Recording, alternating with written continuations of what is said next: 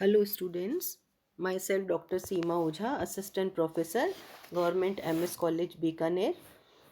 ये lecture BA second year paper 1 के लिए है। आज हम डिस्कस करेंगे थायमिन के कार्य या फंक्शंस ऑफ थायमिन। थायमिन हमारे शरीर के लिए बहुत ही आवश्यक है। इसका सबसे महत्वपूर्ण और पहला कार्य है वृद्धि में सहायक, help in physical growth. Thiamine शारीरिक वृद्धि एवं विकास में महत्वपूर्ण भूमिका निभाता है। यह विटामिन भूख को बढ़ाता है।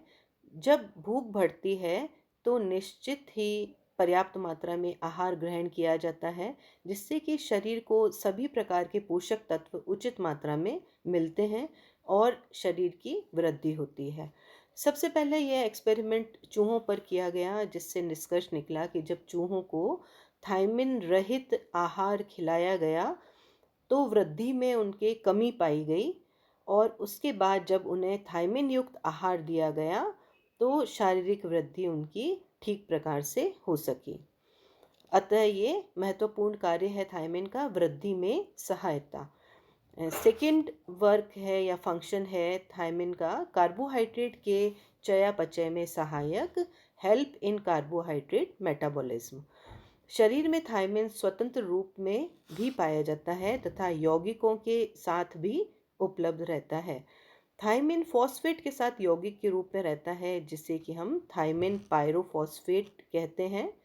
थायमिन पायरोफॉस्फेट एक कोएंजाइम है। इसे को कार्बोक्सिलेज भी कहते हैं।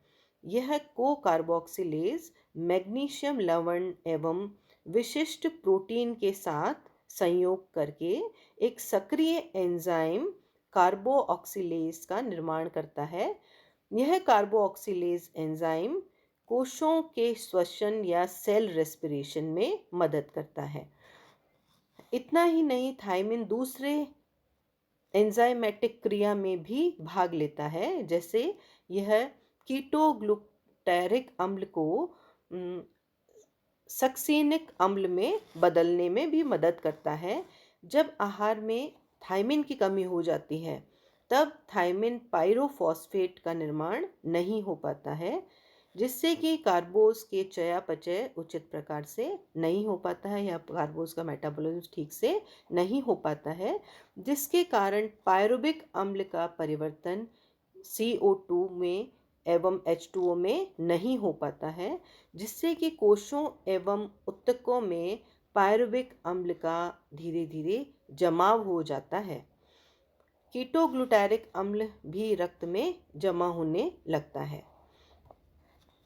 नेक्स्ट कार्बोहाइड्रेट के साथ में इसका वर्क है थायमिन के कार्य में DNA एवं RNA के निर्माण में सहायक। थायमिन RNA व DNA के निर्माण में भी सहायता प्रदान करता है। DNA एवं RNA के निर्माण के लिए राइबोज शर्करा की आवश्यकता होती है। इस राइबोज का निर्माण भी थायमिन में पायरोफॉस्फेट की उपस्थिति में ही संभव हो सकता है या होता है। नेक्स्ट नंबर 4 फंक्शन, नाड़ियों को सामान्य स्थिति बनाए रखने में सहायक, help in normal functioning of nerves. जैसा कि हम सब जानते हैं, थायमिन पायरोफॉस्फेट कार्बोज के चयापचय के लिए अति आवश्यक है। इस विटामिनहीनता के कारण कार्बोज का चयापचय ठीक प्रकार से नहीं हो पाता है, जिससे कि नाड़ी ऊतक एवं पेशियां प्रभावित होती हैं। नाड़ी पेशियों एवं ऊतकों तक कार्बोहाइड्रेट जब नहीं पहुंच पाता, जिससे इनमें विकृति उत्पन्न हो जाती है। नाड़ियों में थायमिन ट्राइफॉस्फेट के रूप में पाया जाता है। यह नाड़ियों के आवरण माइलिन शीट को स्वस्थ एवं चुस्त बनाए रखने में सहयोग करता है। थायमिन नाड़ी संवेदना प्रेषक जैसे कोलिन एवं सीरोटोनिक को भी प्रभावित करता है। थायमिनहीनता के कारण माइलिन शीत, मस्तिष्क, सुषुम्ना नाड़ी, गैंग्लिया आदि की कोशिकाएं नष्ट होने लगती हैं, जिसके कारण नाड़ी संस्थान में विकृतियां उत्पन्न होने लगती हैं तथा उनसे संबंधित लक्षण प्रकट होने लगते हैं। Next work number 5. रक्त में पायरुविक अम्ल की मात्रा को नियंत्रित करना। रक्त में थायमिन की मात्रा को कम करने में थायमिन का महत्वपूर्ण स्थान है। जब शरीर में पर्याप्त मात्रा में थायमिन उपस्थित रहता है तब रक्त में इसकी मात्रा 0.4 टू 0.6 मिलीग्राम पर 100 ml हो जाती है। जबकि थायमिन से ग्रस्त रोगियों में पायरुविक अम्ल की मात्रा काफ़ी बढ़ जाती है और यह बढ़कर 2 से 4 मिलीग्राम पर 100 ml हो जाती है। अतः रक्त में पायरुविक अम्ल की मात्रा को भी यह नियंत्रित करता है। नेक्स्ट फंक्शन नंबर 6, श्वेत रक्त कणिकाओं की रोगाणु भक्षण क्षमता में वृद्धि करना। To increase help phagocytosis capacity of white blood capsules और WBC। थायमिन रक्त में उपस्थित श्वेत रक्त कणिकाओं की रोगाणु भक्षण क्षमता में भी वृद्धि करता है। नेक्स्ट वर्क नंबर 7, पाचन क्रिया में सहायता करना या हेल्प इन डाइजेशन। वैज्ञानिकों एवं अनुसंधानकर्ताओं द्वारा किए गए प्रयोगों में यह निष्कर्ष निकाला गया कि थायमिन पाचन तंत्रों एवं आंतों के सुचारू रूप से कार्य करने के लिए भी आवश्यक है। इस विटामिनहीनता के कारण पाचन क्रिया धीमी पड़ जाती है, भूख में कमी आ जाती है तथा आंतों में विकार उत्पन्न हो जाते हैं। आंतों की श्लेष्मिक कला की कोशिकाएं नष्ट हो जाती हैं, फलतः आंतों में घाव हो जाते हैं तथा रोग प्रतिरोधक क्षमता नष्ट हो जाती है। फलतः रोगाणुजनक जीवाणुओं का आक्रमण बढ़ जाता है जिससे कि पाचन क्रिया गड़बड़ा जाती है। इसी के साथ में थायमिन के कार्यों में भोजन के प्रति अनिच्छा, अपचन, अजीर्ण और अतिसार, कब्ज आदि पर नियंत्रित पाने के लिए थायमिन अति आवश्यक है। ये सभी बीमारियों से थायमिन की प्रॉपर मात्रा जो है वो बचाती है।